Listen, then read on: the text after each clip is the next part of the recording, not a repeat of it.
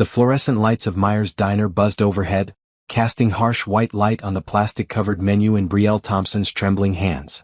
She could feel her 6-year-old twins pressed against either side of her in the cracked vinyl booth, their small bodies radiating excitement she knew she was about to crush. Amara's fingers traced the pictures of pancakes and burgers while Jaden bounced slightly, already announcing he wanted chicken tenders. Brielle's wallet sat open on the table in front of her. 2 $20 bills and 2 singles stared back at her like an accusation. $42. That was everything until her paycheck arrived in 5 days. She'd already subtracted the bus fare she'd need to get to work, the small amount for milk and bread. If she bought 3 meals here, even the cheapest items, they'd go hungry before Friday. The calculations ran through her mind for the 3rd time, hoping the numbers would somehow change. They didn't. 1 child's meal, $7. 2 would be $14. At her own, cheapest option maybe $6. $20 plus tax and tip. That would work. But 3 full meals? Impossible. Mama, can I get the smiley face pancakes? Amara asked, pointing to the picture with syrup dripping down golden stacks. Brielle's throat tightened. She glanced around the diner, half full on this Christmas Eve evening. Other families laughed and ate together. A couple in the corner shared a milkshake. An elderly woman sat alone with pie and coffee, looking content. Everyone seemed to belong here except them. Let's see, baby, Brielle said softly, her voice barely steady. She'd made so many mistakes this year. The divorce from Todd had drained every resource she'd managed to save.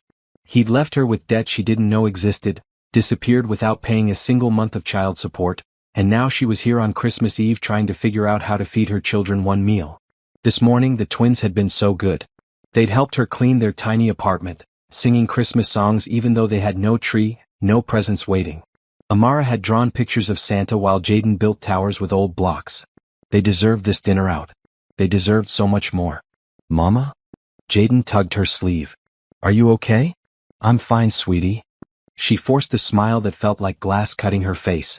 The waitress approached, an older woman with kind eyes and sensible shoes. Her name tag read Dorothy. She pulled out her order pad.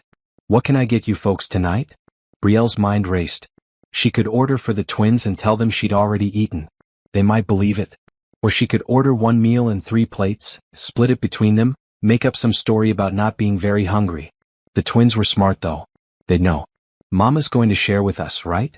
Amara suddenly said, looking up with those huge brown eyes that saw everything. Actually, Brielle started, but her voice cracked. Take your time, honey, Dorothy said gently. No rush. But there was a rush. There was always a rush. Rush to get to work on time, rush to pick up the kids from the neighbor who watched them, rush to make every dollar stretch impossible distances. Brielle felt the familiar burn behind her eyes that meant tears were coming. Not here. Not in front of the children. The chicken tenders are good, Dorothy offered, seeing her distress. Kid's meal comes with fries and a drink. Pretty filling. I want that, Jaden said immediately. Me too, Amara added. $14 plus tax. Brielle could do that. She'd eat when they got home. There was half a can of soup in the cabinet. That would work. 2 kids' chicken tender meals, Brielle said quietly. And for you? Dorothy asked. Just water, please. Dorothy's expression shifted slightly, understanding crossing her face. She'd probably seen this situation before. How many other mothers sat in this diner, counting dollars, making impossible choices? You sure, honey? Our soup's really good tonight. Just water, Brielle repeated, unable to meet the woman's eyes. After Dorothy walked away, Amara leaned against Brielle's arm. Aren't you hungry, Mama? I ate earlier, baby. I'm fine. The lie tasted bitter. She hadn't eaten since a small breakfast of oatmeal they'd shared that morning. Her stomach had been growling for hours, but she'd gotten good at ignoring it. Across the diner, a man sat alone in a booth. He was older, maybe in his 60s, with silver hair and a navy blue sweater that looked expensive. He'd been there when they arrived, just sitting with coffee, watching the door like he was waiting for someone who never came. Something about his posture reminded Brielle of her own loneliness. Even in a crowded diner, surrounded by holiday cheer, some people sat alone. The man's eyes met hers for a moment. She looked away quickly, embarrassed. Could he tell? Could everyone tell she was struggling? That she was 1 missed paycheck away from not making rent? That tonight she'd count out exact change for this meal like counting breaths? Mama, what's wrong? Jaden asked. At 6 years old, he was already learning to read her moods, to sense when things weren't right. Nothing, baby. Mama's just tired. Is it because Daddy didn't come for Christmas? The question landed like a punch. Todd hadn't called, hadn't sent anything for the twins. He'd simply vanished into his new life, leaving them behind like they'd never mattered. Daddy's busy, Brielle said, the lie coming easier this time. But we're going to have a good Christmas, just the three of us. We don't have a tree, Amara said matter-of-factly. We have each other. That's better than any tree. The twins seemed to accept this, turning their attention to the drawings on their paper placemats. Brielle watched them color, these two perfect humans who depended on her completely. She'd do anything for them. Anything. And lately, anything meant choosing which meals to skip, which bills to pay late, which dreams to abandon. She'd wanted to be a nurse. Before the twins, before Todd, before life got so heavy she could barely stand under the weight of it.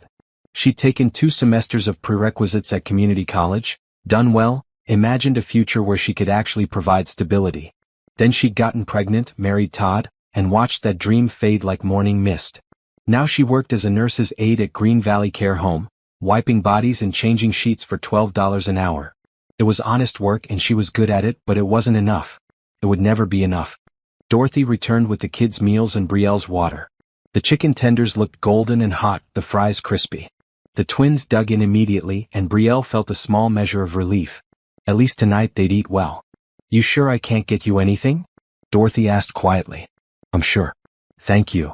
Dorothy nodded and moved away, but Brielle caught her glancing back with concern. The man in the navy sweater was still watching. Not in a creepy way, but with an expression Brielle couldn't quite read. Sadness maybe. Or recognition. Like he saw something in their little family that resonated with him. Brielle sipped her water and tried not to think about how hungry she was. She focused instead on the twins, on their happiness as they ate, on the way Jaden carefully dipped each fry in ketchup while Amara nibbled her chicken tender in small bites. This was enough. This moment right here. It had to be. Mama, can we get dessert? Amara asked suddenly. Brielle's heart sank. Not tonight, baby. Please? It's Christmas Eve. I know, sweetie, but... How about we just finish our dinner first? Brielle said, redirecting. Then we'll see. She wouldn't be able to afford dessert. She'd have to disappoint them again.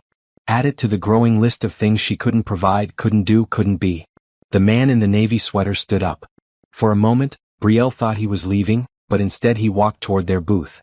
Her body tensed automatically. Strange men approaching while she was alone with her children always triggered alarm bells. But his face was kind, his hands visible and empty. He stopped a respectful distance from their table. Excuse me, he said gently. I'm sorry to interrupt your dinner. Brielle instinctively pulled the twins closer. Can I help you? The man smiled, and it reached his eyes in a way that seemed genuine. I couldn't help but overhear. I'm sitting here alone on Christmas Eve, and I was wondering if you'd allow me to buy your family's dinner tonight. Including dessert if the children would like. Have you ever been in a situation where pride told you to refuse help, but your children's needs demanded you accept it? What would you have done in Brielle's position?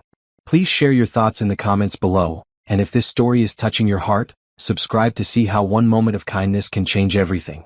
Brielle stared at the man, her mind struggling to process his words. Buy their dinner? A stranger wanted to pay for their meal? Every instinct screamed caution. Don't take things from people you don't know. There's always a catch. Nothing is free.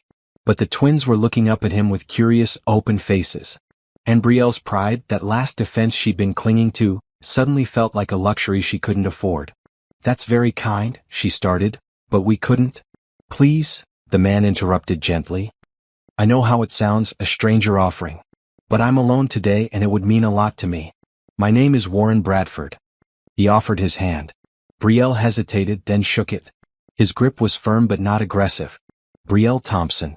These are my children, Amara and Jaden. Hello, Amara. Hello, Jaden. Warren nodded to each twin with genuine warmth. Hi, they chorused in unison. Brielle looked at her children, at their half-eaten meals, at the water glass she'd been nursing. She thought about the envelope in her purse with 2 20s and 2 1s. She thought about the next 5 days. She thought about pride versus practicality. Why? She asked directly.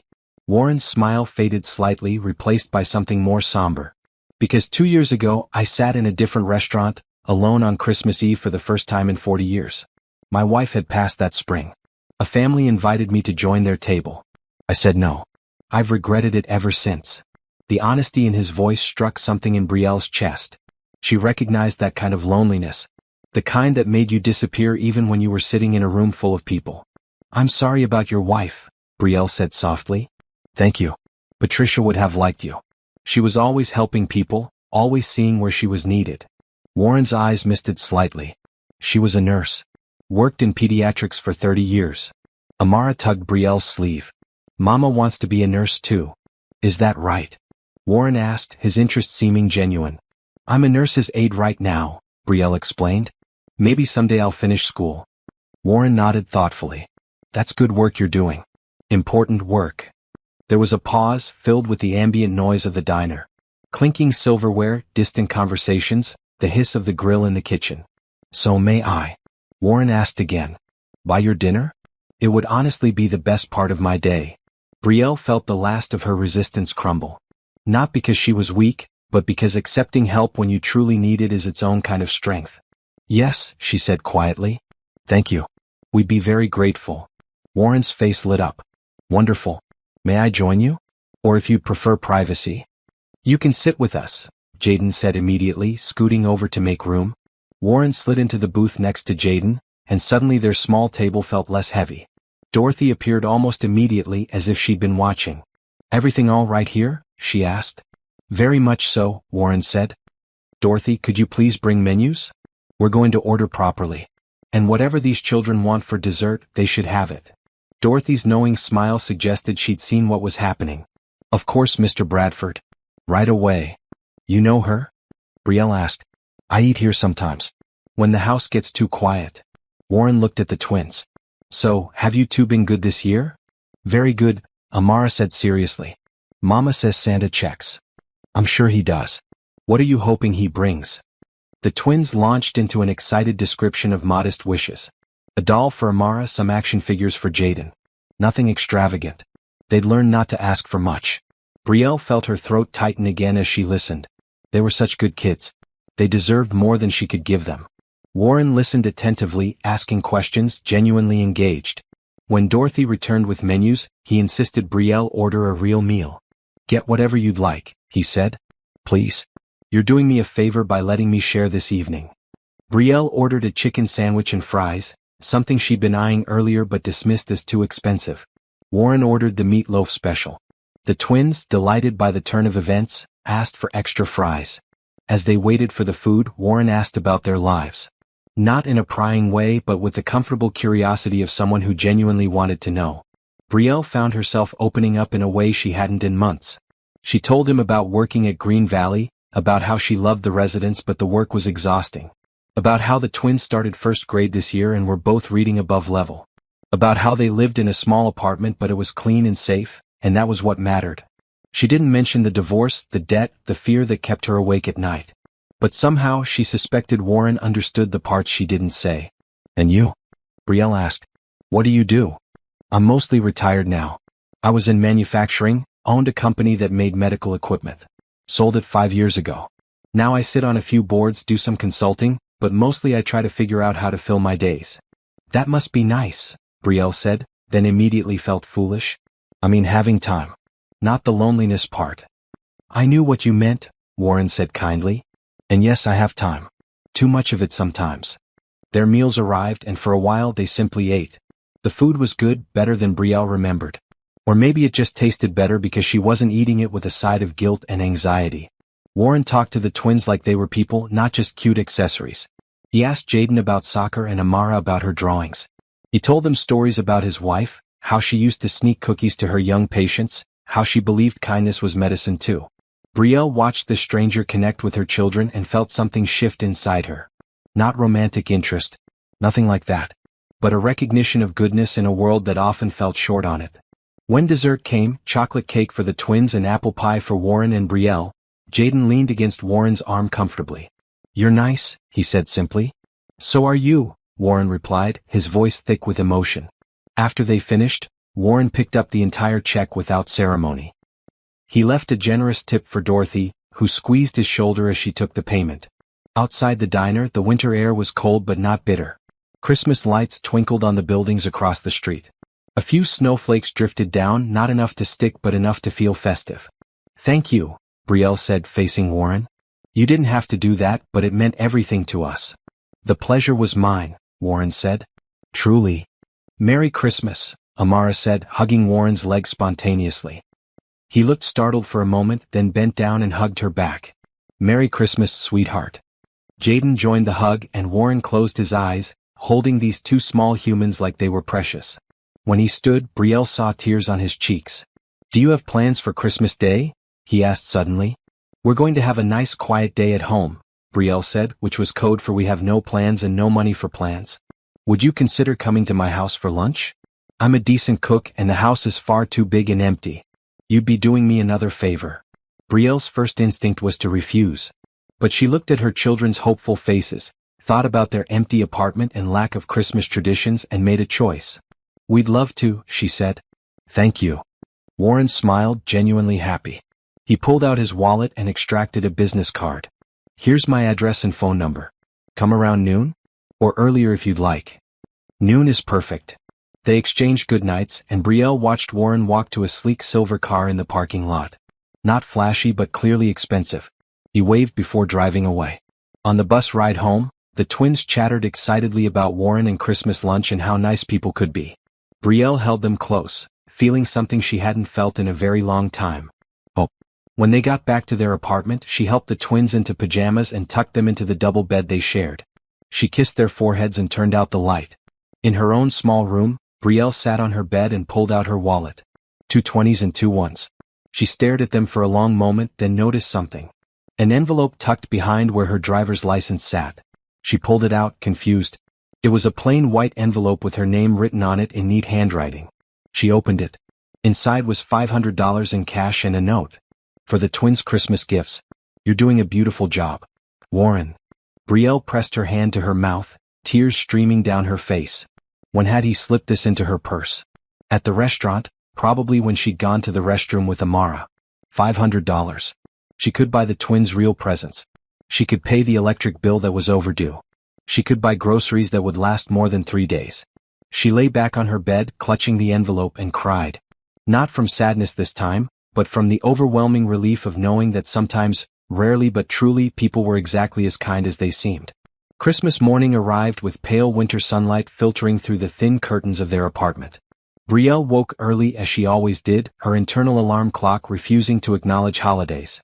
For a moment she lay still, listening to the quiet breathing of her twins in the next room, before the previous evening came rushing back. Warren Bradford. The dinner. The $500 now hidden in her underwear drawer. She'd stayed awake half the night, alternating between gratitude and disbelief. Things like this didn't happen to people like her. Yet the money was real, counted and recounted 3 times before she'd finally hidden it away. Brielle rose and padded quietly to the twins' room. They were still asleep, tangled together in their shared bed, Amara's arm thrown over Jaden's back. She watched them for a moment, these two miracles who kept her going when nothing else could. She'd used some of Warren's gift last night, sneaking out after the twins fell asleep to the 24-hour drugstore 3 blocks away. Nothing extravagant but real gifts. A baby doll with accessories for Amara, a set of action figures for Jaden, new coloring books for both, and warm pajamas they desperately needed. She'd wrapped everything in bright paper at the kitchen table at 2 in the morning, tears streaming down her face the entire time. Now those presents sat under the small artificial tree she'd also bought, a 3-foot tabletop version that had been marked down to $15. It wasn't much by most standards, but in their apartment, it looked beautiful. Mama? Amara's sleepy voice called. Is it Christmas? It's Christmas, baby. The twins tumbled out of bed and rushed to the living room, stopping short when they saw the tree and presents.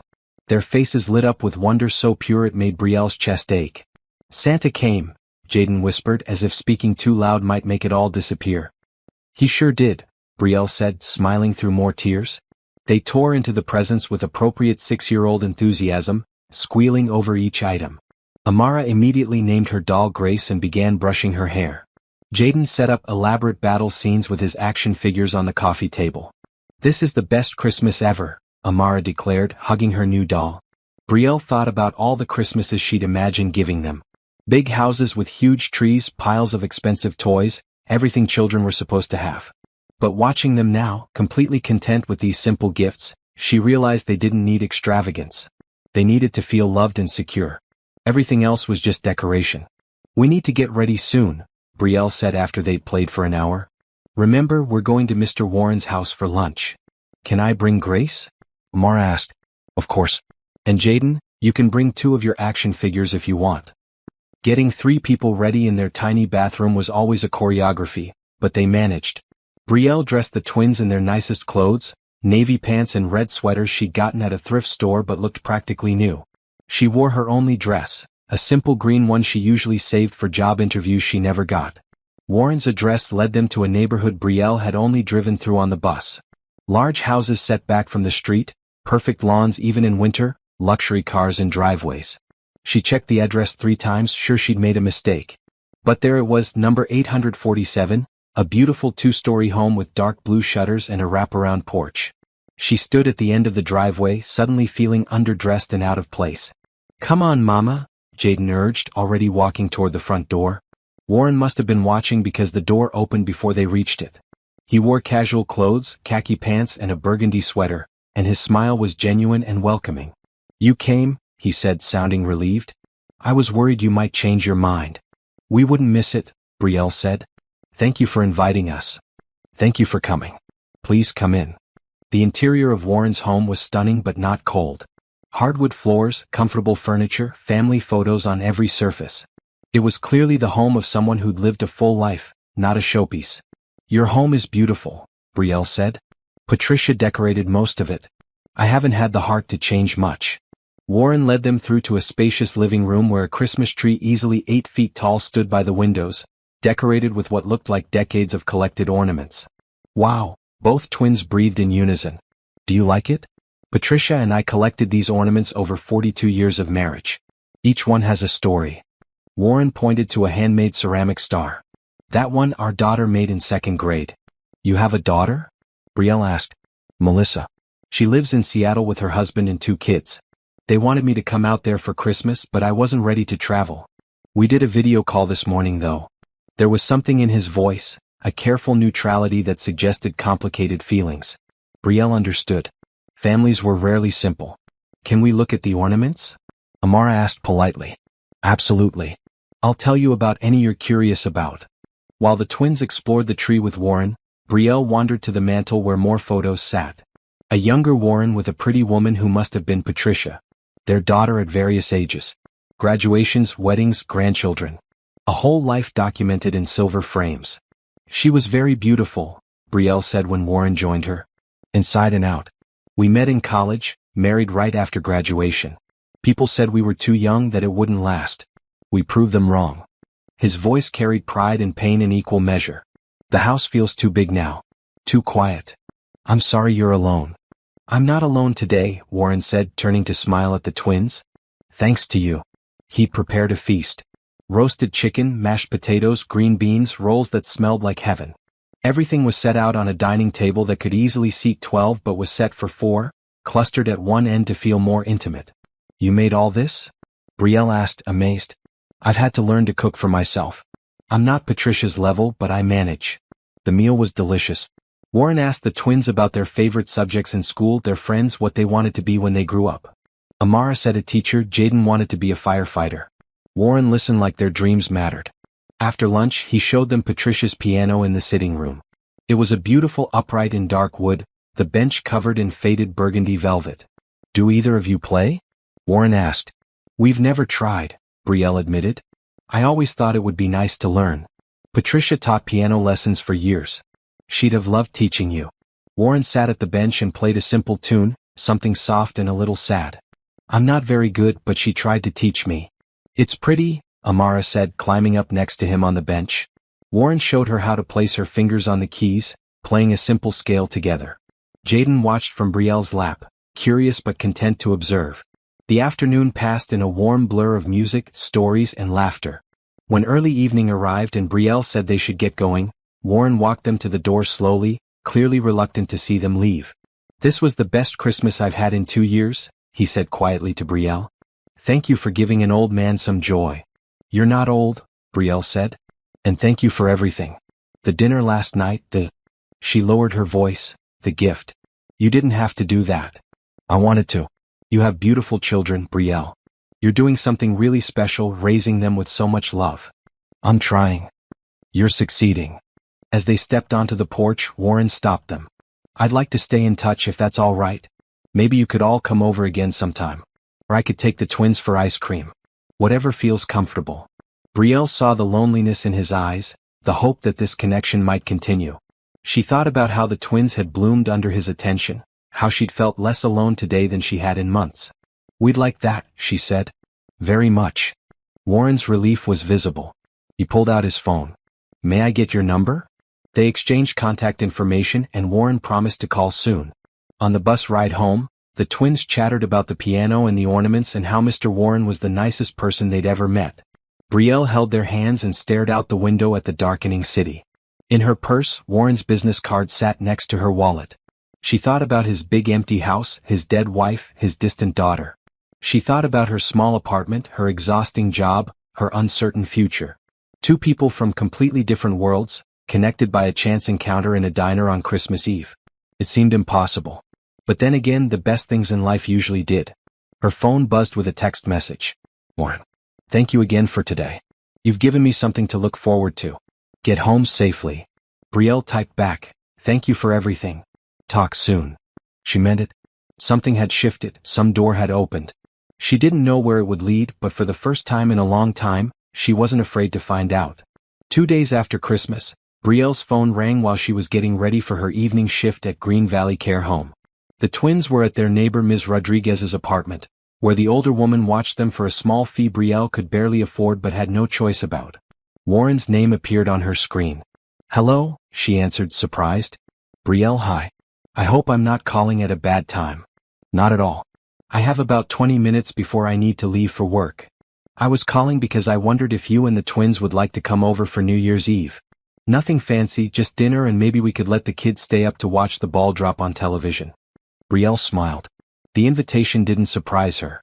Warren had texted twice since Christmas just checking in, seeing how they were doing. She'd responded warmly but hadn't expected the friendship to deepen so quickly. The twins would love that. But Warren, you don't have to keep feeding us. I know I don't have to. I want to. Humor an old man who enjoys company. You keep saying old man, but I googled you, Brielle admitted. You're only 63. That's not old. Warren laughed. You googled me? Should I be flattered or concerned? Just making sure you weren't a serial killer. And your conclusion? The internet says you're a successful businessman and philanthropist who sold his medical equipment company for a substantial amount. Also, there's a scholarship at the State University in Patricia's name. She always wanted to help nursing students. We set that up a few years before she got sick. His voice grew quieter. I'm glad you looked me up. I'd have done the same in your position. So, New Year's Eve? Please. Come around 5. We'll eat early so the twins don't get too tired. After they hung up, Brielle stood holding her phone, thinking. Warren's attention to her family was generous, but she wondered about his motives. Not in a suspicious way. She genuinely believed he was kind. But she also recognized loneliness when she saw it. Warren was filling a void, and she needed to make sure he understood boundaries, that they weren't a replacement for his real family. Still, the twins adored him, and honestly so did she. Not romantically.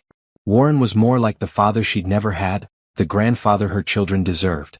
There were worse things than accepting kindness from a lonely widower. New Year's Eve arrived cold and clear. Brielle dressed the twins in the new pajamas she'd bought with Warren's money, figuring if they were staying up late, they might as well be comfortable. She wore jeans and a blue sweater, nothing fancy. Warren's face lit up when he opened the door. You came. Of course we came, Amara said, hugging his leg in greeting. He'd prepared spaghetti and meatballs, garlic bread, and a salad. Simple food but made with care. They ate at the kitchen table this time, a cozier space than the formal dining room. How was your week? Warren asked Brielle. Long. We had 2 residents pass away, which is always hard. But most of the others are doing well. You care about them. I do. Mrs. Chin in room 14 has no family. I spend extra time with her when I can. Warren nodded thoughtfully. That's the mark of a good nurse. Patricia used to talk about healthcare workers like you, said you were the backbone of the system. I'm not a nurse yet. Still just an aide. Yet, Warren repeated. You said yet. So you still want to finish school? I do. But between work and the twins, I don't see how. The community college offers an RN program, but it's full-time during the day. I'd need childcare and I'd have to quit my job, which means no income. She shrugged. It's just not realistic right now. What if it could be? Warren asked carefully. What do you mean? He set down his fork. I've been thinking about this since Christmas. I'd like to help you go back to school. Pay for tuition, books, childcare, and provide a monthly stipend so you don't have to work while you study. Brielle stared at him. Warren, no. I couldn't accept that. It's too much. Why is it too much? Because it's thousands of dollars. Years of support. You barely know us. I know enough. I know you're a dedicated mother, a hard worker, and someone with dreams you've put aside for your children. I know Patricia would have wanted to help someone like you. He leaned forward. Brielle, I have more money than I could spend in 3 lifetimes. My daughter is financially secure. I could let it sit in accounts earning interest, or I could use it to change someone's life. Let me do this. Warren. Before you say no, think about the twins. Think about what it would mean for them to have a mother who's a registered nurse, who has stability and career prospects. Think about yourself, about the life you deserve. Brielle felt tears building. Why us? Why me? Because you remind me of Patricia. She came from nothing, worked her way through nursing school, never stopped caring about people. She'd have liked you enormously. He smiled sadly. And because I need purpose, Brielle. Since Patricia died, I've been going through motions. You and the twins, you've reminded me what it feels like to matter to someone. You matter, Brielle said softly. Then let me do this. Not as charity. As an investment in someone worthy. The twins had finished eating and wandered into the living room, leaving the adults to talk. Brielle could hear them playing with toys Warren must have bought specifically for their visits. I don't know what to say. Say yes. Say you'll let me help. There don't have to be strings attached. You're not obligated to me for anything. If our friendship fades, that's okay. I just want to know I helped someone achieve their dreams. Brielle thought about her cramped apartment, her exhausting schedule, her constant anxiety about money. She thought about the possibility of better work, stable income, a career she actually wanted. She thought about giving the twins a better life. Yes, she whispered. Okay. Yes. Warren's smile was radiant. Really? Really? I don't know how to thank you. Be successful. That's all the thanks I need. They talked details over coffee while the twins played. Warren wanted to set up an account in Brielle's name, deposit enough to cover 2 years of school plus living expenses. She'd need to quit her job at Green Valley to attend full-time, but the nursing program was only 18 months. The money would see her through graduation and give her a cushion while she looked for work as an RN. I'll also pay for quality childcare, Warren added. Not just someone to watch them, but a good program where they can thrive. This is too much. It's exactly enough. Patricia left me well provided for, Brielle. She'd be happy to know her legacy is helping a future nurse. As midnight approached, they gathered in the living room to watch the countdown on television. Warren poured sparkling cider for the children and champagne for the adults. When the ball dropped and the new year arrived, Brielle felt something she hadn't felt in years. Optimism. Real, solid hope for the future. To new beginnings, Warren toasted. To friendship, Brielle added. To Mr. Warren, Jaden said, making everyone laugh. The twins fell asleep on Warren's couch before 1 in the morning. Warren covered them with soft blankets and insisted Brielle stay a while longer. Tell me about your ex-husband, he said gently. If you're comfortable. Brielle hesitated, then decided Warren deserved honesty. Todd and I married young. I thought we were in love, but I think we were just scared and pregnant. He worked construction, was good at it, but he couldn't handle responsibility. When the twins were born, he pulled away. Started staying out late, drinking, spending money we didn't have. Did he hurt you? Not physically. But emotionally, yes.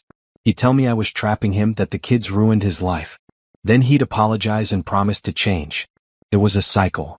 She stared at her hands. I finally filed for divorce 6 months ago. He didn't fight it, didn't ask for custody. Just left. I haven't heard from him since the papers were signed. He's a fool. Maybe. But I'm better off without him. The twins are better off. You're very strong, Brielle. I don't feel strong. I feel like I'm barely keeping my head above water most days. That's what strength looks like. Not the absence of struggle, but the refusal to give up despite it. Warren poured her more champagne. You're going to be a wonderful nurse. As Brielle carried her sleeping twins to a taxi Warren insisted on calling and paying for, she felt something shift in her understanding of the world. Kindness existed.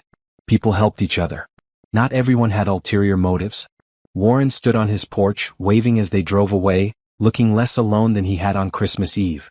In the taxi, with a sleeping twin on each side of her, Brielle allowed herself to believe that maybe, just maybe, her life was about to change. January brought cold winds and new routines. Brielle enrolled in the nursing program at Metro Community College, starting with the spring semester that began in mid-January. Warren had been true to his word, setting up an account with enough money to cover tuition, books, fees, childcare, and a monthly stipend that was actually more than she'd been making at Green Valley. Quitting her job had been harder than expected. She'd grown attached to the residents, particularly Mrs. Chin, who cried when Brielle told her she was leaving. "You come visit," the old woman had insisted, gripping Brielle's hand with surprising strength. "I will. I promise." Mrs. Chin had smiled. "You be good nurse. You have kind heart." The twins started attending Bright Horizons Learning Center, a quality childcare program that offered after-school care and educational activities. It cost more per month than Brielle had previously paid in rent, but Warren covered it without blinking. "Are they happy there?" he'd asked when he called to check in, something he did every few days now. "They love it. Amara is taking an art class and Jaden joined a soccer program." "Good. That's what matters." Nursing school was intense. Brielle hadn't been in a classroom in 7 years, and the material was challenging. Anatomy, physiology, pharmacology, clinical skills. Her brain hurt most evenings as she studied at their small kitchen table while the twins slept. But she loved it. Every lecture, every lab, every piece of knowledge that clicked into place felt like reclaiming a part of herself she'd buried. Her instructors praised her dedication. Her classmates, mostly younger students fresh from high school, looked at her with respect when they learned she was a single mother putting herself through school. Warren became a regular part of their lives. He'd pick up the twins from Bright Horizons once a week, taking them for ice cream or to the park, giving Brielle time to study. On weekends they'd sometimes go to his house for dinner. He taught Amara more piano, showed Jaden his collection of old science fiction books. "You're spoiling them," Brielle told him one Saturday afternoon in February. "Is that so wrong?" "No. But I worry you're getting too attached." Warren looked at her seriously. "Would that be a problem?" "I just don't want anyone to get hurt." "Your daughter, Melissa, does she know about us?" "I've mentioned I've made new friends. She seems happy about it." "Does she though?" Brielle pushed gently. "Warren, I'm grateful for everything. But I also recognize that we might be filling a space in your life that maybe should be filled by your actual family." Warren was quiet for a moment. "Melissa and I have a complicated relationship. She thinks I should move to Seattle, live in their guest house, be available for the grandkids whenever they need babysitting. She means well, but she doesn't understand that I'm not ready to give up my independence." "Have you told her that?" "I've tried. She hears, I don't want to be with you, when what I mean is, I need to live my own life." He sighed.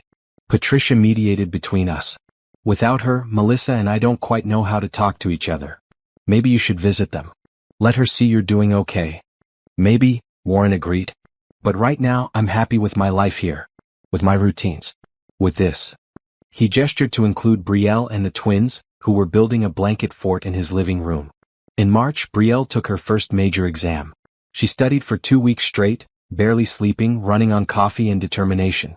Warren watched the twins' extra hours, brought prepared meals to her apartment so she wouldn't have to cook, and sent encouraging text messages. The day of the exam, her phone buzzed as she sat in the classroom waiting for the test to be distributed. "You've got this. Patricia is proud of you. So am I." She'd scored a 92, the second highest in the class. Warren took them all out to dinner to celebrate, to a nice restaurant where Brielle felt initially out of place but gradually relaxed. The twins were on their best behavior, using proper manners, making Warren beam with pride. "You're raising gentlemen and a lady," he told Brielle. "I'm trying." April brought rain and Amara's 7th birthday. Brielle had saved from her stipend to buy a proper cake and presents, determined to give her daughter a good day. But when Warren asked if he could throw Amara a party at his house, inviting her classmates from Bright Horizons, Brielle couldn't say no to her daughter's excited face. Warren transformed his backyard into a princess wonderland. Pink and purple decorations, a bouncy castle, games and activities. He'd hired someone to face paint and a woman to dress as Amara's favorite cartoon princess. 20 children showed up, and Warren greeted each family, played games with the kids, seemed genuinely happy to host.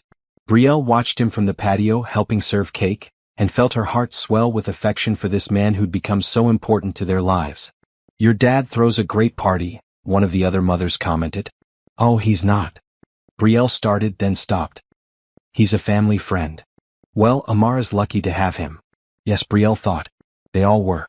That evening, after the guests left and the twins crashed from sugar and excitement, Warren and Brielle cleaned up the yard together. "Thank you for today," Brielle said. "You made Amara feel like a princess." "It was my pleasure. I haven't thrown a children's party since Melissa was young. I'd forgotten how fun they could be. Can I ask you something personal?" "Of course." "Are you happy, Warren? Really happy? Or are you just keeping busy to avoid dealing with Patricia's death?" He stopped picking up paper plates and looked at her. "That's a fair question. At first, maybe I was just avoiding. But now, yes, Brielle, I'm happy. Not the same as when Patricia was alive, but a different kind of happiness. I'm needed again. I have purpose. You've given me that. We haven't done anything.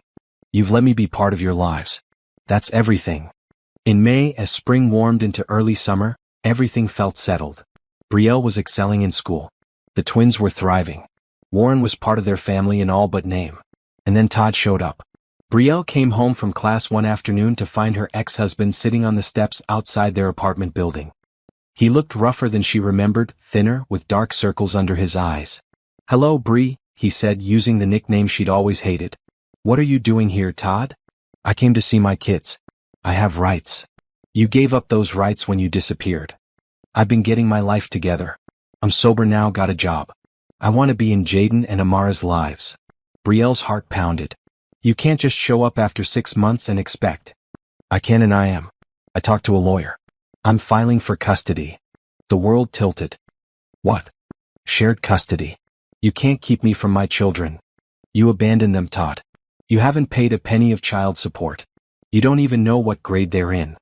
"I made mistakes, but I'm their father. The courts will see that." He stood and walked away, leaving Brielle shaking on the steps. Inside, she called Warren with trembling hands. "He can't do this," she said, tears streaming. "He can't take them from me." "He won't," Warren said firmly. "I'll call my attorney right now. Don't worry, Brielle. We'll fight this together." But as she hung up, Brielle felt the fragile peace she'd built start to crumble. Todd was back and nothing would ever be the same again. If you're invested in Brielle's journey and want to see how she fights for her children, please subscribe. This story is about more than one woman's struggle. It's about all of us who refuse to give up when life gets hard. Leave a comment telling us what you'd do in her situation. Warren's attorney, Lisa Chin, no relation to the Mrs. Chen from Green Valley, met with Brielle 2 days after Todd's surprise appearance. Lisa was a sharp woman in her early 40s who specialized in family law.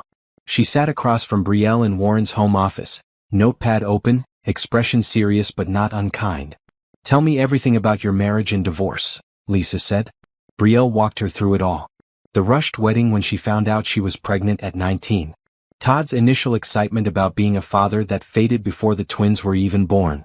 The years of broken promises, disappearing money, late nights where he'd come home smelling of alcohol and other women's perfume. The final straw when she'd found credit card statements showing tens of thousands in debt she didn't know existed. "He moved out when I filed. Signed the papers without argument. The judge granted me full custody because Todd didn't contest it. He was supposed to pay $300 a month in child support, but he's never paid once." Lisa made notes. "And his claim that he's sober and employed? Could be true. Todd was never a bad person, just a weak one. But even if he is sober, that doesn't erase 6 months of absence. The twins ask about him sometimes, but they've stopped expecting him to show up." "How are they doing now? Academically, emotionally?" "They're thriving. Straight A's in school. They're in a good childcare program, they have routines and stability. They're happy. And you're in nursing school, correct?" "Yes. I'll graduate in December.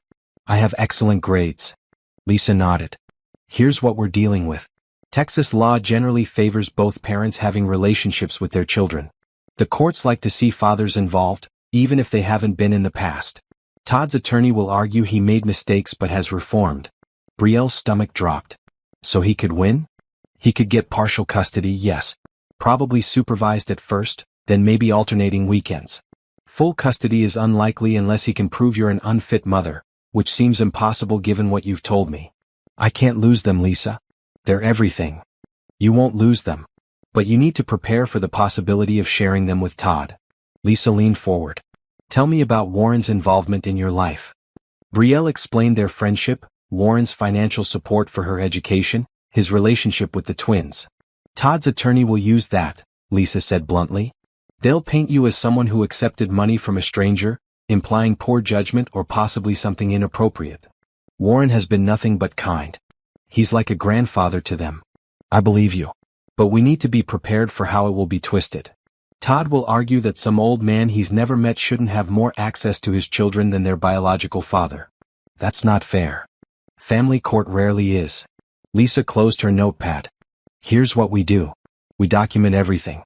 Every missed child support payment, every month Todd was absent, every communication or lack thereof. We get statements from the twins' teachers, their childcare providers, anyone who can speak to your quality as a mother and the children's well-being. We show the judge a clear picture of two children who are happy, healthy, and thriving under your care. And Warren? Warren's support is actually helpful. It shows you have a support system, that you make good decisions about who to bring into your children's lives. We'll position him as a family friend who's been generous, nothing more. Brielle felt slightly better, but the anxiety remained. When is the court date? 3 weeks. Todd's attorney filed quickly, probably hoping to catch you off guard. But we have time to prepare.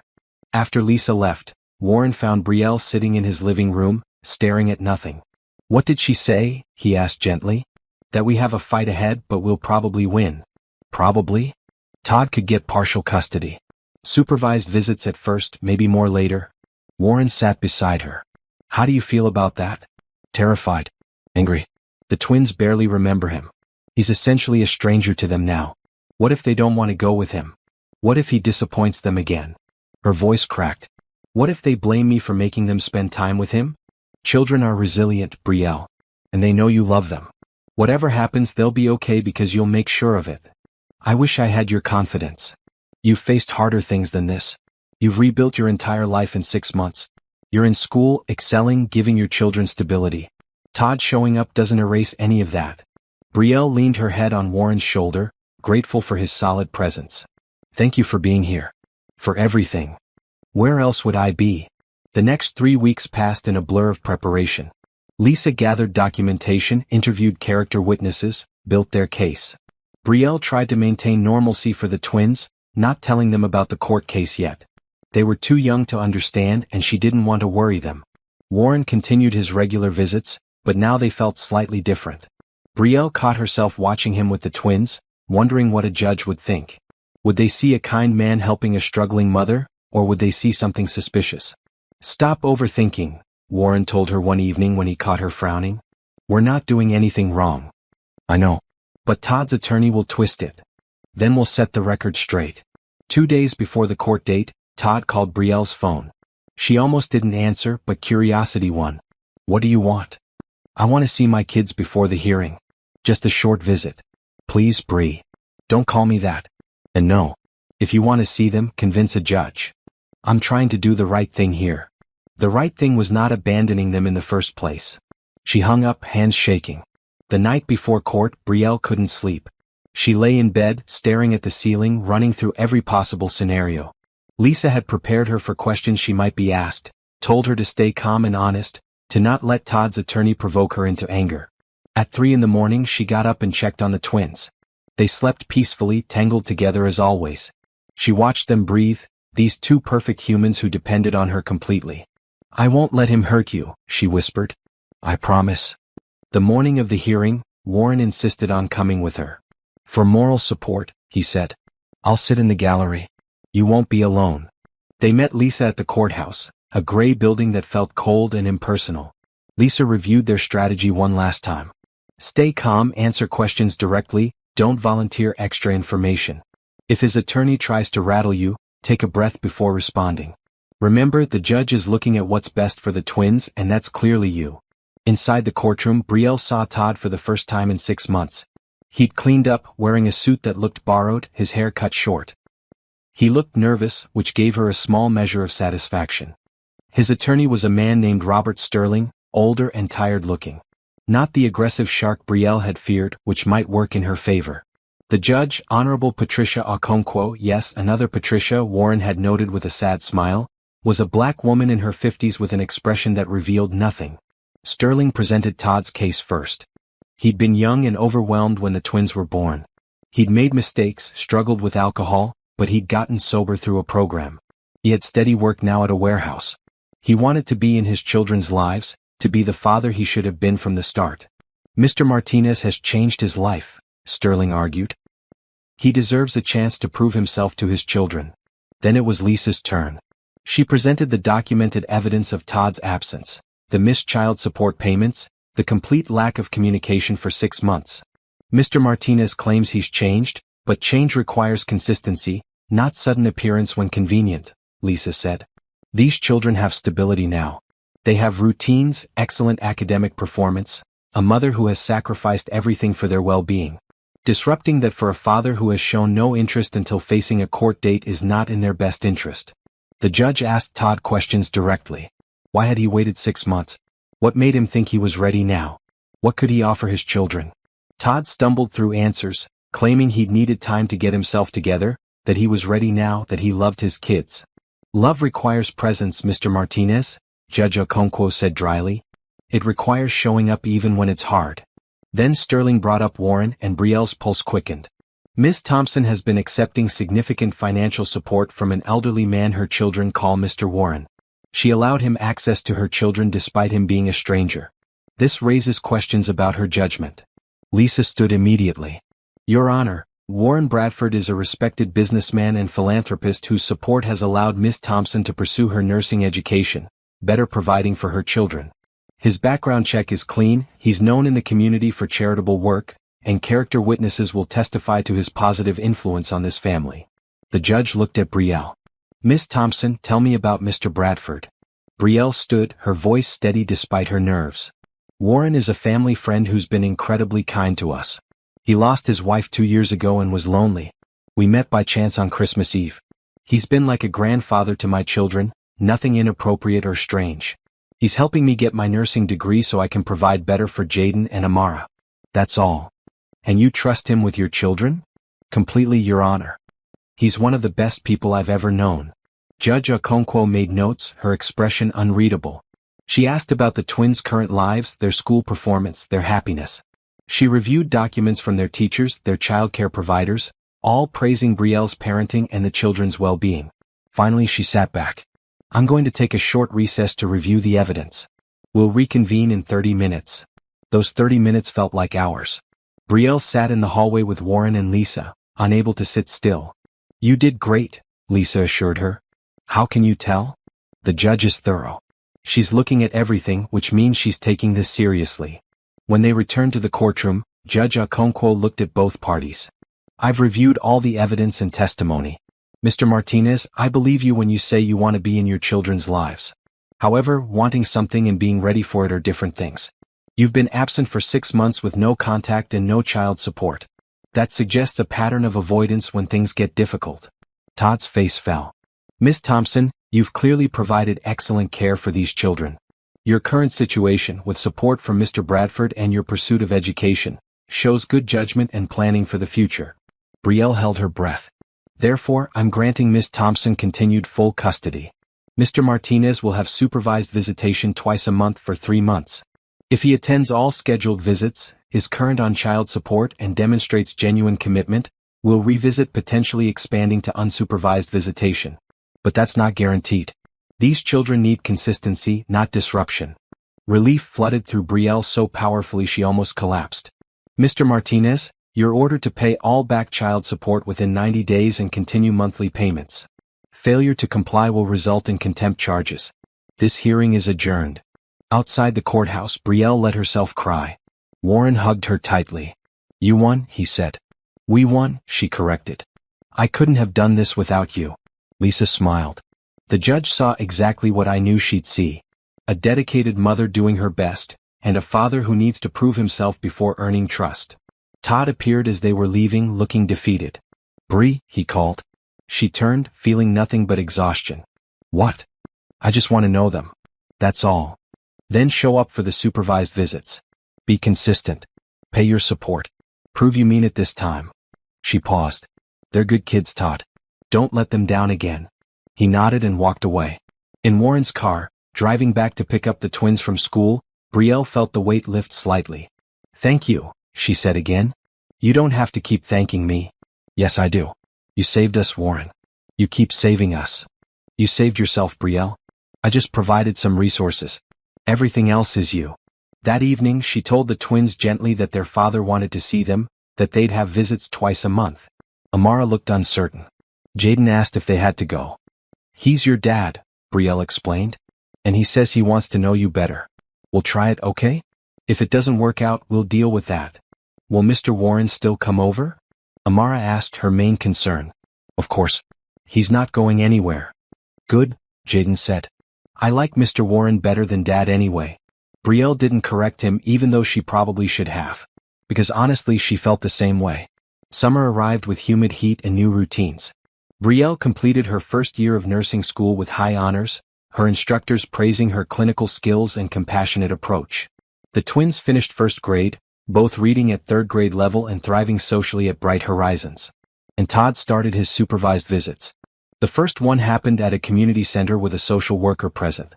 Brielle dropped off the twins, her stomach churning with anxiety, and went to wait at a nearby coffee shop with Warren, who'd insisted on coming for support. "They'll be fine," Warren assured her. "And it's only 2 hours." Brielle stared at her untouched coffee. "What if he disappoints them? Then you'll be there to help them process it. That's what you do. You're their safe place." When she picked them up, both twins were quiet. Todd stood awkwardly by the social worker, clearly wanting to say something but not finding the words. "How was it?"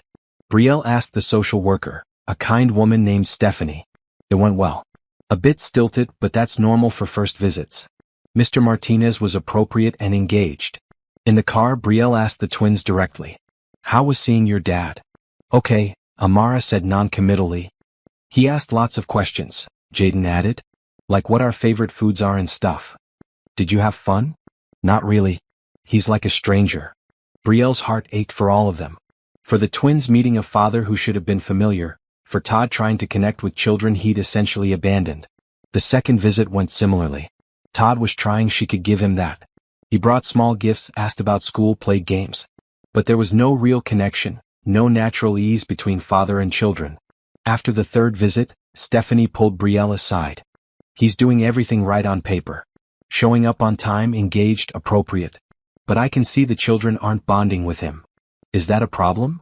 "Not legally. But it is sad. He seems genuinely remorseful about missing so much time." "Regret doesn't undo absence," Brielle said, perhaps more harshly than intended.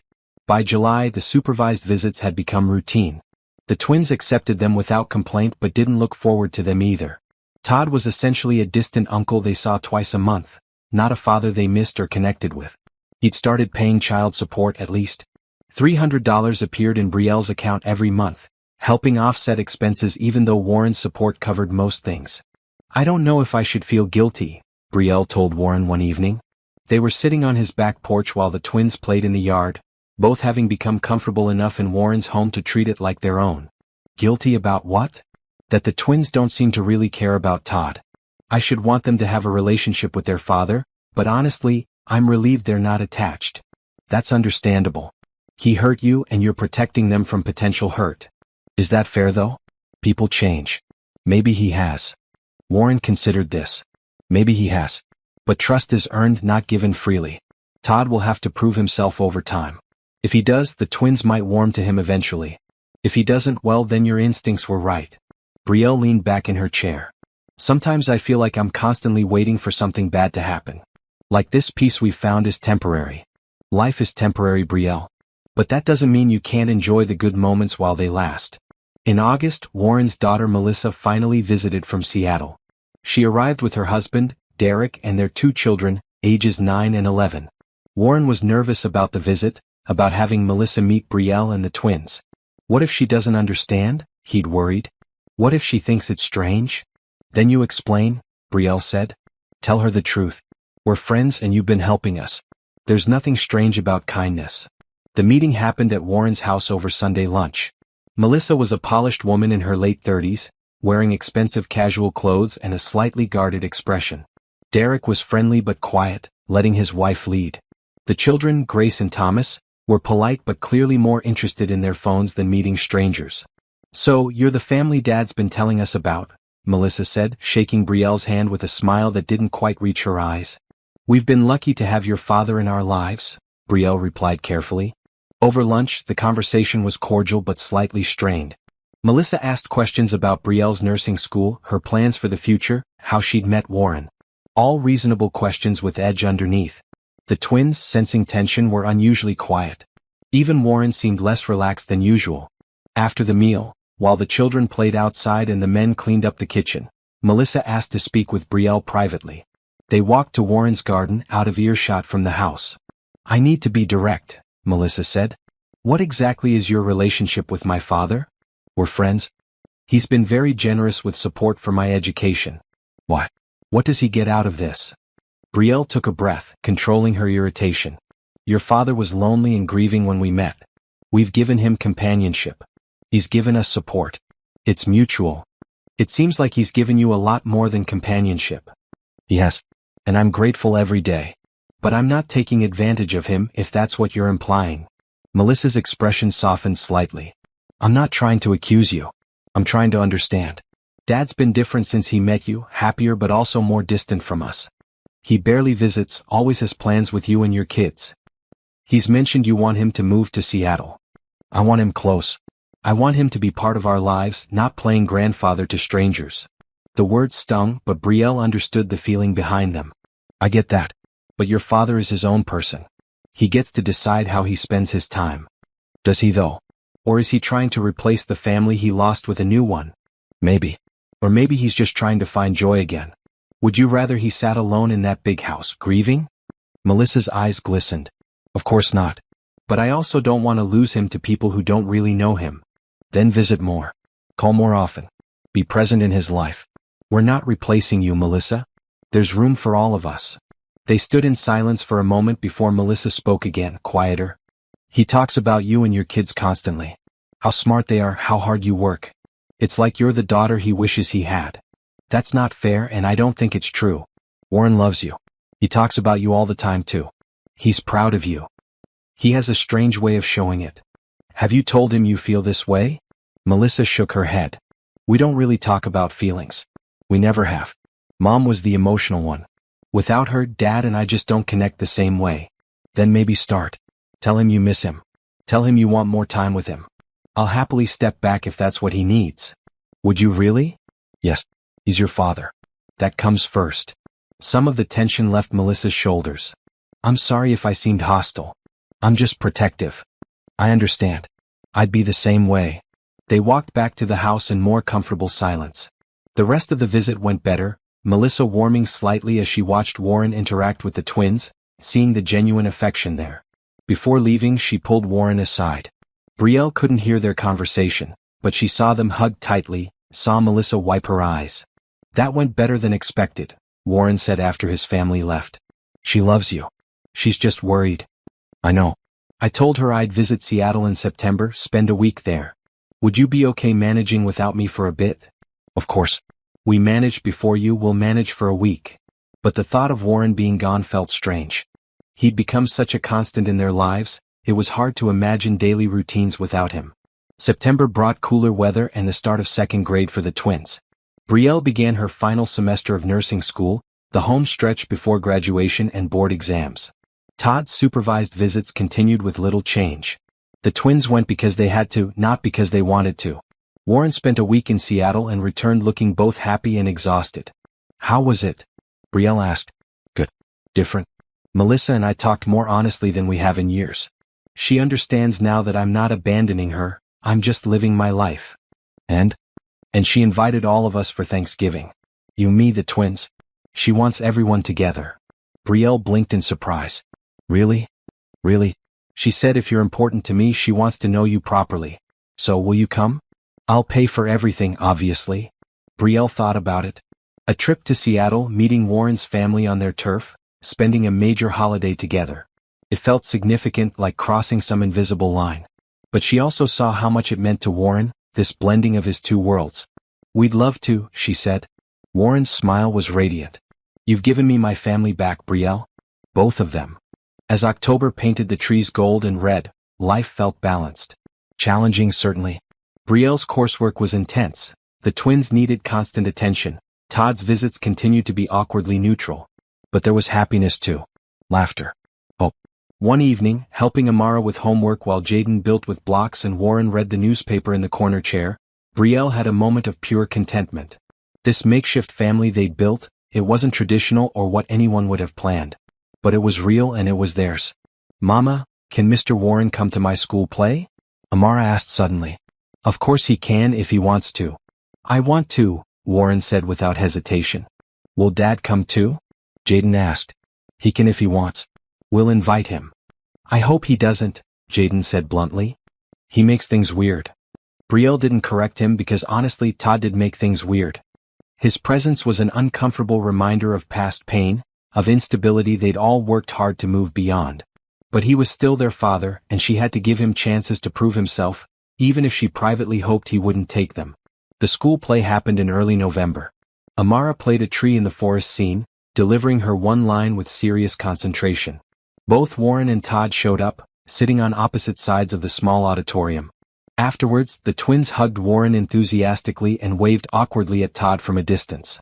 The contrast wasn't lost on anyone. "They really love that guy," Todd said, watching Warren lift Amara onto his shoulders. "He's been good to them. Good to all of us." "Yeah, I can see that." Todd looked sad but not angry. "I messed up, didn't I? Missed too much time." "You did. But it's not too late to be better going forward. They'll never really see me as their dad though." "They might. If you stick around, keep showing up, build trust. It just takes time." Todd nodded, looking at his children who felt like strangers. "I'll try."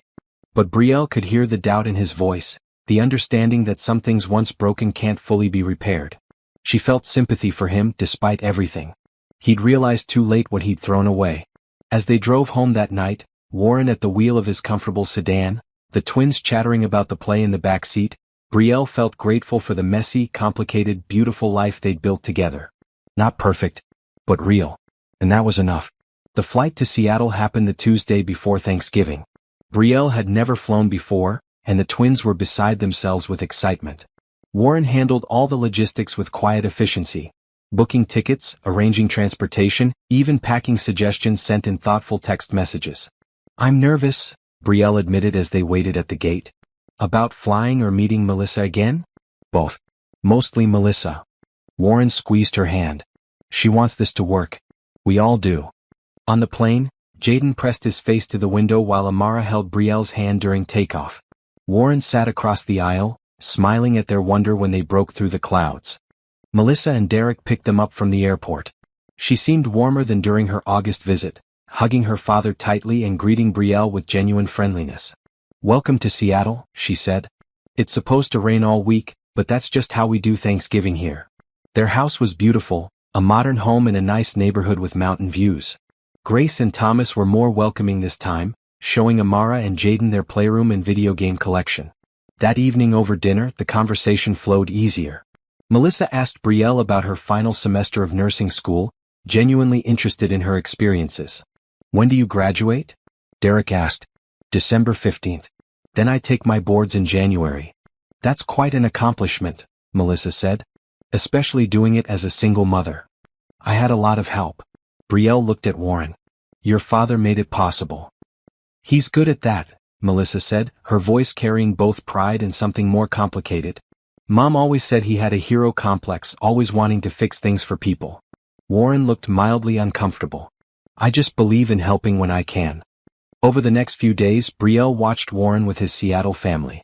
He was different here, slightly more formal, less relaxed. Melissa clearly loved him, but there was distance between them, years of communication patterns that didn't include vulnerability or deep emotion. On Thanksgiving morning, while helping Melissa prepare the meal, Brielle broached the subject carefully. "Can I ask you something?" "Of course."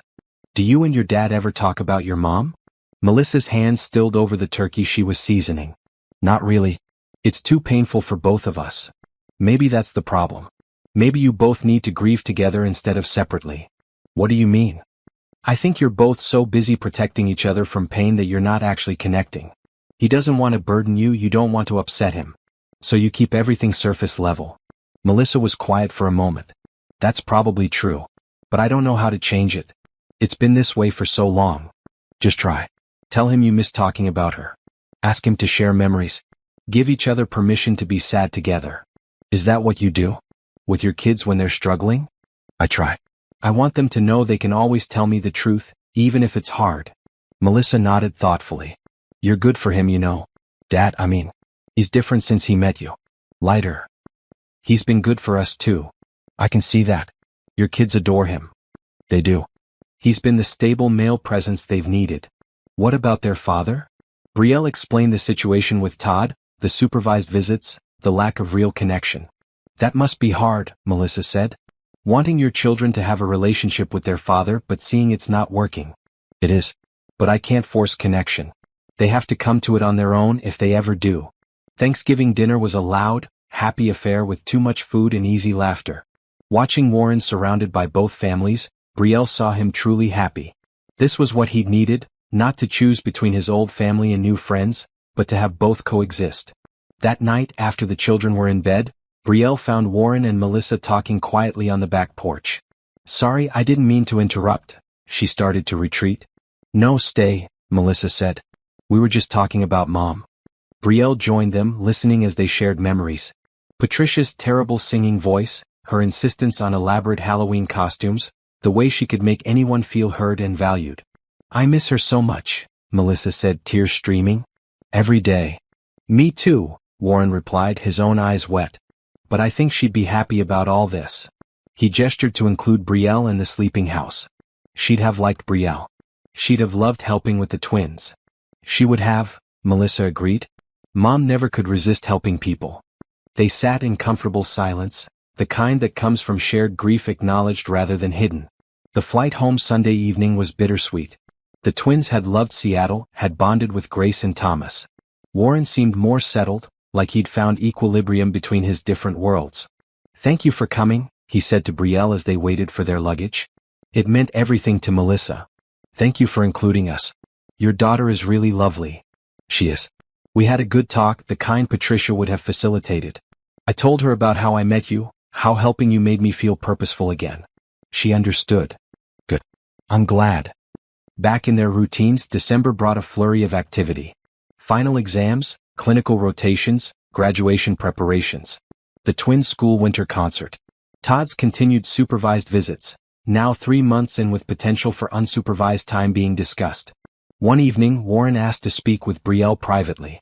They sat in his study, hot tea in hands, rain pattering against the windows. I need to tell you something, he said. And I want you to be honest in return. Brielle's stomach tightened. Okay. I've been thinking about the future. You'll graduate in 2 weeks, start working in January. The twins will need less intensive childcare as they get older. I want to know where that leaves us. What do you mean? I mean our friendship has been built partly on your need and my ability to help. Once you're financially stable working as a nurse, will you still want me around? Or was this temporary? Brielle set down her tea and took Warren's hand. Warren, your family. That doesn't end because I get a job. You think I'd just disappear once I don't need money anymore? People move on. Lives change. Yes, they do. But some people stay. Warren, you've been the best thing that happened to us. Not because of money but because of you. The person you are, the way you love my children, the way you've believed in me. That doesn't have a price tag. You're sure? Completely sure.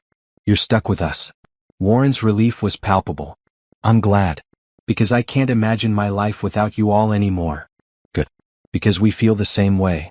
Graduation day arrived cold and clear. Brielle walked across the stage in her white nursing uniform, accepting her diploma with tears in her eyes. In the audience, Warren sat between the twins, all three cheering loudly.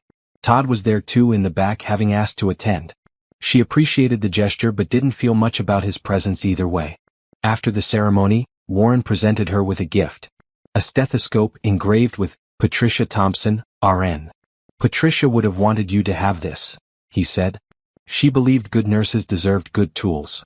Brielle held the stethoscope like the precious thing it was. Thank you. I'll take good care of it. I know you will. You're going to be an exceptional nurse, Brielle. Patricia would have been proud to know you. That night, they celebrated at Warren's house with a small party. Just them, Ms. Rodriguez from next door, and a few classmates Brielle had become close with. Simple food, good conversation, the feeling of accomplishment. As Brielle watched the twins play with the other children, watched Warren talk animatedly with Ms. Rodriguez about neighborhood news, she felt something click into place. This was her life now. Not perfect, still complicated, but filled with people who genuinely cared. She'd started the year broken, desperate, sitting in a diner with $42 wondering how to feed her children. Now she was a nurse, surrounded by love, with a future that felt possible.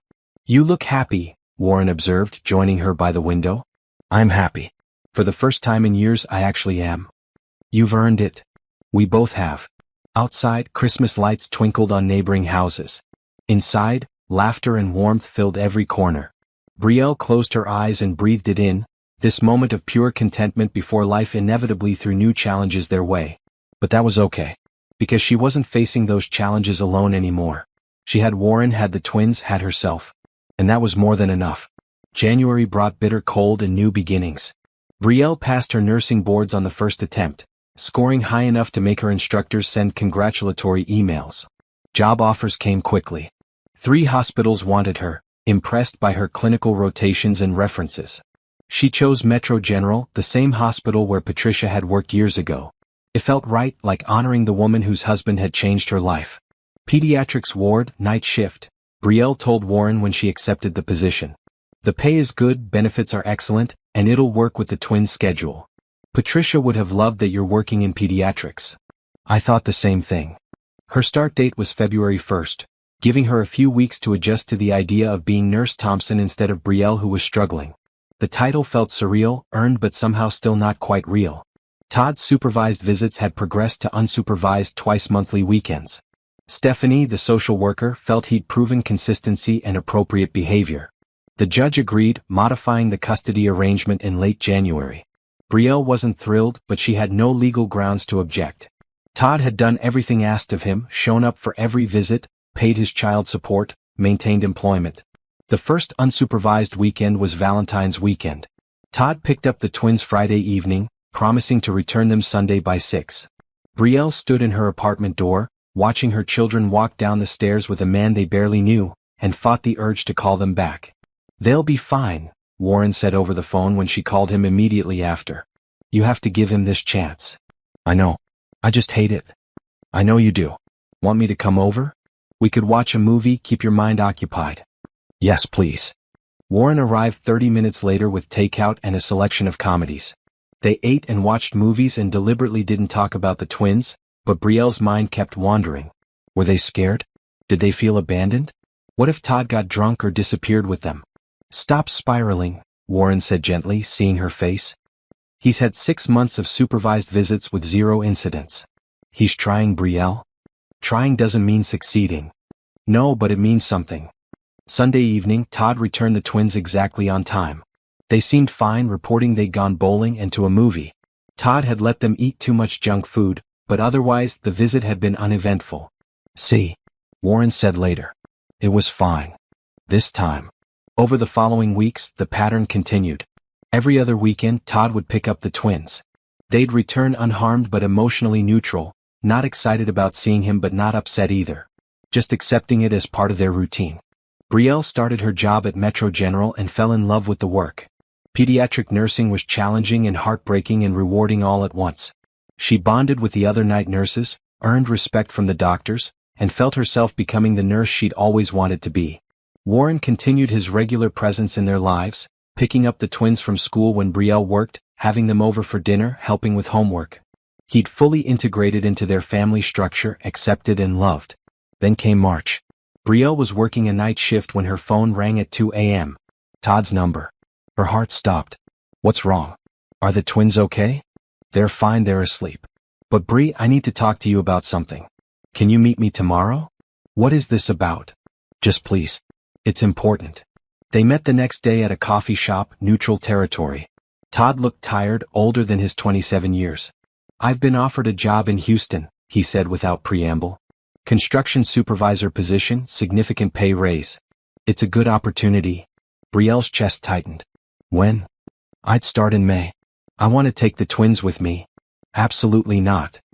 "Hear me out." "No. They're settled here. school, friends, stability. You don't get to uproot them for a job. I'm their father. I have rights now. Supervised visitation twice a month doesn't give you the right to move them across the state. It's unsupervised now.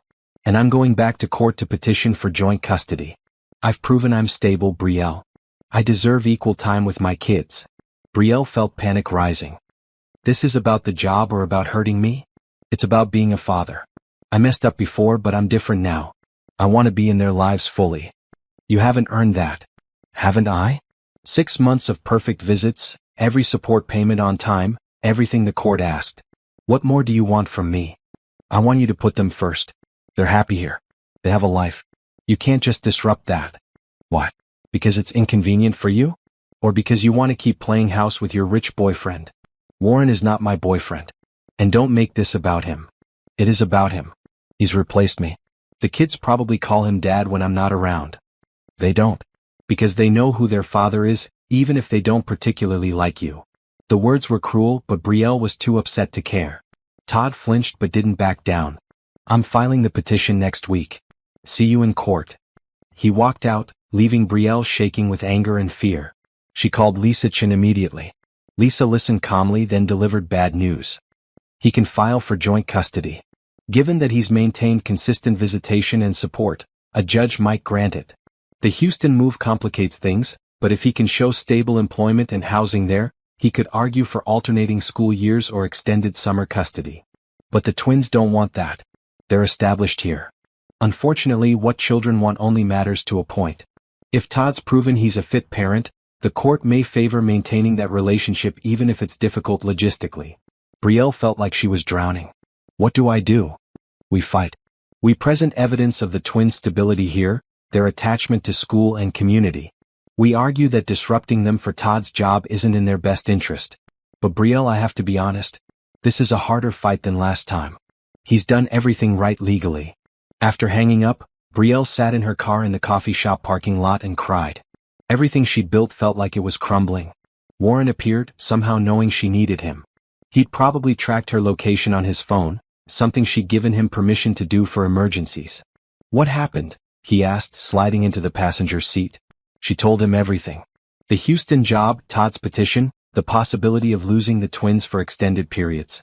I can't lose them, she sobbed. I can't. You won't. We'll fight this. Lisa says it's harder this time. Todd's proven himself legally. Then we prove you're the better parent. We show the judge what the twins would lose if they're forced to move or split time between states. How? Statements from their teachers, their childcare providers, evidence of their academic performance and social connections. We build a case so strong no judge could rule against you.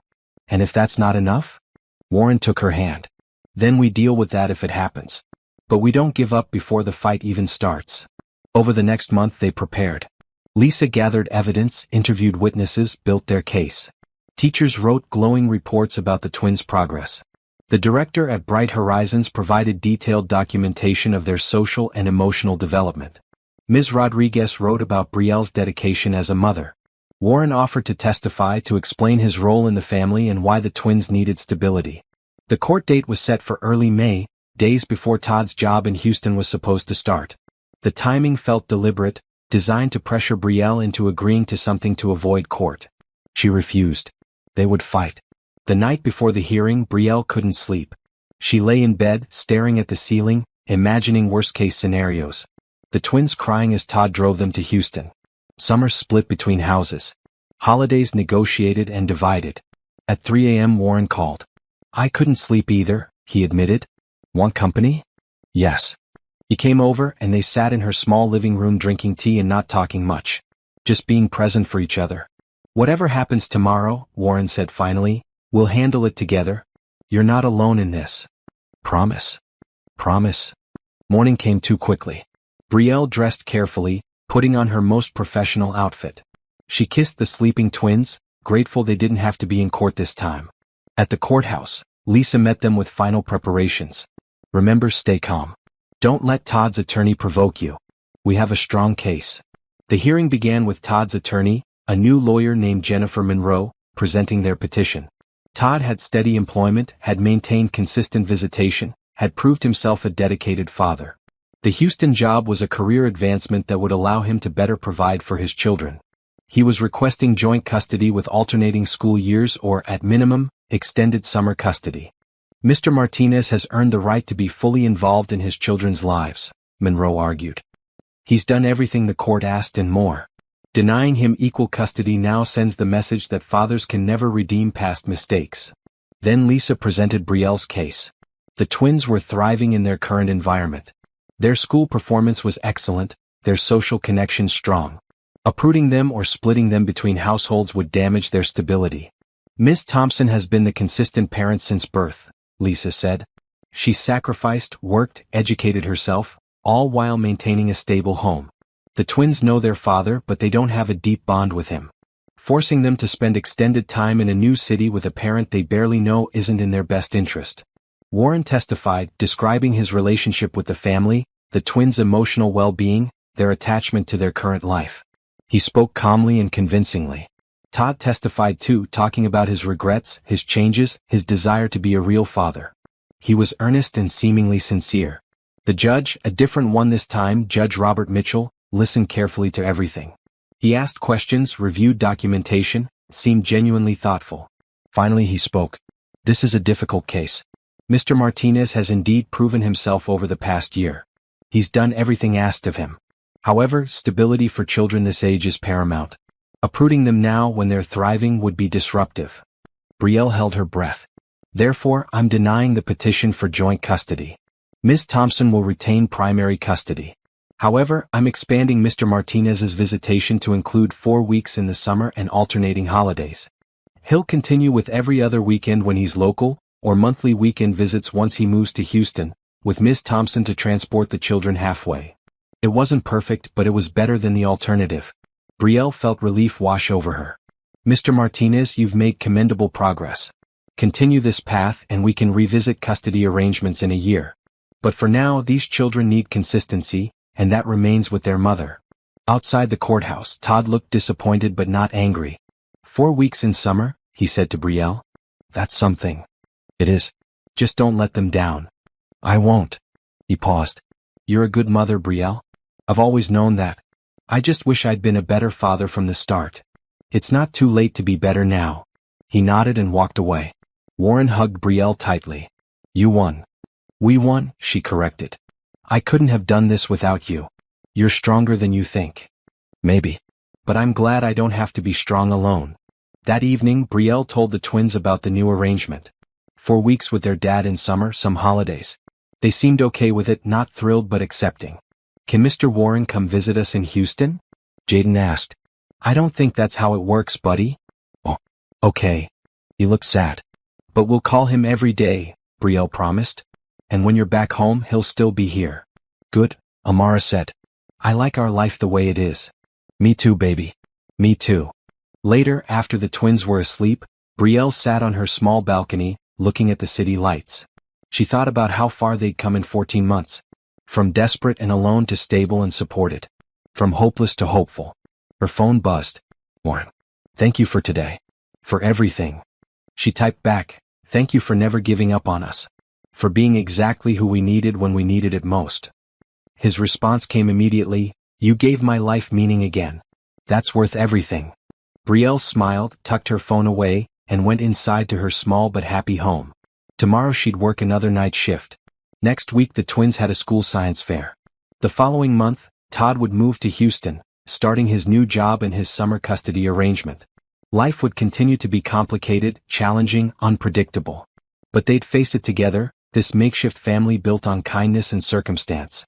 And that, Brielle thought as she climbed into bed, was more than enough. December arrived with early snow and the kind of cold that makes breath visible. Brielle had been working as a nurse for almost a year now, settling into her role with growing confidence. The pediatric ward had become her second home, the children her extended family. She'd earned Nurse of the Month twice, recognition that filled her with quiet pride. The twins were thriving in 3rd grade, both reading at 5th grade level now. Amara had joined the school choir, her voice clear and sweet.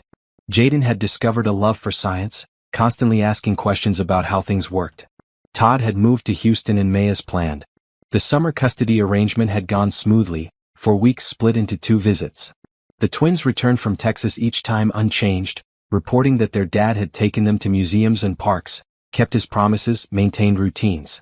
They still didn't have a deep bond with him, but they accepted him as part of their lives now. Warren remained central to their world. He'd attended every school event, every achievement, every moment that mattered. The twins called him Papa Warren now, a title he wore with barely concealed emotion. On Christmas Eve morning, Brielle woke to her alarm with a strange sense of symmetry. 1 year ago she'd been desperate, sitting in a diner with $42, trying to figure out how to feed her children. Now she had a career, savings, stability, and most importantly, a family built on love rather than obligation. She'd planned something special. Today they were going back to Myers' Diner, the place where everything had changed. She'd called ahead, made arrangements with Dorothy, who still worked there and remembered them fondly. "Why are we going to that diner?" Amara asked as Brielle dressed them in warm clothes. "Because it's special. It's where we met Papa Warren. I want to celebrate that." "Can we get the smiley face pancakes?" Amara asked immediately. "Absolutely. Whatever you want." Warren met them at the diner at noon. He looked good, healthier than he had a year ago. Less hollow around the eyes, more present in his body. Dorothy spotted them immediately, her face lighting up. "Well, look who's back. And don't you all look wonderful?" They slid into the same booth where they'd sat that first night. The menu hadn't changed, still the same plastic-covered pages with pictures of food. "It feels different," Jaden observed. "Everything feels different," Brielle agreed. They ordered properly this time. No counting dollars, no anxiety about the bill. Just a family enjoying a meal together. While they waited for food, Brielle pulled out a wrapped box and handed it to Warren. "What's this?" he asked, surprised. "Just open it." Inside was a framed photograph, taken at Amara's birthday party back in April. Warren sat on his lawn surrounded by children, laughing at something out of frame, looking genuinely happy. "Patricia would have loved this," Brielle said softly. "Seeing you smile like that again." Warren's eyes filled with tears. "I'd forgotten what joy felt like. You reminded me. You saved us, Warren. You gave me a chance when I had nothing. You saved yourself. I just provided some resources." "No," Brielle said firmly. "You did more than that. You showed up when I needed someone. You believed in me when I didn't believe in myself. You loved my children like they were your own. That's not just resources. That's family." The twins, sensing the emotional moment, climbed onto Warren's lap together, hugging him tightly. "We love you, Papa Warren," they said in unison. "I love you both too. So much." Their food arrived and they ate while sharing memories from the past year. Remember when Jaden fell in the mud at the park? Remember when Amara's loose tooth finally came out during dinner? Remember the Seattle trip, the science fair, the 100 small moments that had built this bond? After the meal, Brielle had one more surprise. She led them outside where a small dedication ceremony had been arranged. The city had approved her request, and now a bench sat on the sidewalk outside the diner, a bronze plaque attached. "In memory of Patricia Bradford, RN. She believed in the power of kindness." This bench honors her spirit and all caregivers who serve with compassion. Warren read it twice, 3 times, then sat on the bench and wept openly. Brielle sat beside him, holding his hand, letting him grieve and celebrate simultaneously. "She'd be so proud of you," he said finally. "Of the nurse you've become, of the mother you are." "I hope so. I think about her sometimes when I'm with patients, wondering what she would do. Her stethoscope has guided me well." The twins explored the bench, reading the plaque, understanding on some level the significance of this gesture. "Can we sit on Grandma Patricia's bench?" Amara asked. The title made Warren's breath catch. She would have loved being called Grandma. "Yes, of course you can sit here." They spent an hour on that bench watching the city move around them. Families hurried past with shopping bags, couples walked hand in hand, the world continued its busy Christmas Eve rush. "I was sitting right here a year ago," Brielle said quietly. "Right on this spot, watching people go by, wondering how I'd gotten to such a low point. I felt so alone." "You were never alone," Warren said. "Even before we met, you had strength inside you." "Maybe. But I needed someone to believe in it before I could." That evening they celebrated Christmas Eve at Warren's house, continuing a tradition they'd established. Melissa and her family had flown in 2 days earlier, wanting to spend the holiday all together. The house was full of noise and laughter, 2 sets of children running through rooms, adults cooking and talking. Melissa had warmed to Brielle completely over the past year. They developed their own friendship, separate from Warren, texting about motherhood and work and life. Grace and Thomas treated Amara and Jaden like cousins. The 4 children bonded despite distance. "Thank you for giving me my dad back," Melissa said to Brielle while they set the table together. "I didn't do anything. You did everything. He was disappearing after Mom died. Just going through motions. Now he's alive again. He gave us life too. Different kind, but just as important." After dinner, Warren gathered everyone in the living room. His enormous Christmas tree stood in the corner, decorated with 4 decades of ornaments plus new ones added this year. Handmade ones from both sets of children. "I want to say something," Warren began, his voice thick with emotion. "A year ago, I sat alone on Christmas Eve, missing Patricia so much I could barely breathe. I'd been invited to spend the holiday with Melissa, but I'd refused, not ready to be around people." He looked at Brielle and the twins. "Then I walked into a diner and saw a woman trying to be strong for her children, trying to make $42 stretch into a meal for 3. I saw myself in her loneliness, saw an opportunity to do something Patricia would have done." "Dad," Melissa said softly, tears in her eyes. "I thought I was helping them. Turns out they were helping me. This family," he gestured to include everyone in the room, "has given me purpose again. Brielle, you reminded me what it means to fight for dreams. Amara and Jaden, you reminded me what unconditional love looks like. Melissa, you reminded me that family is worth the effort of honest communication." He pulled out a box from behind his chair. "Patricia left me well provided for, but what good is wealth if it just sits unused? So I've made some decisions." He handed Brielle an envelope. Inside was paperwork establishing a trust fund for the twins' education, enough to cover undergraduate and graduate school for both children.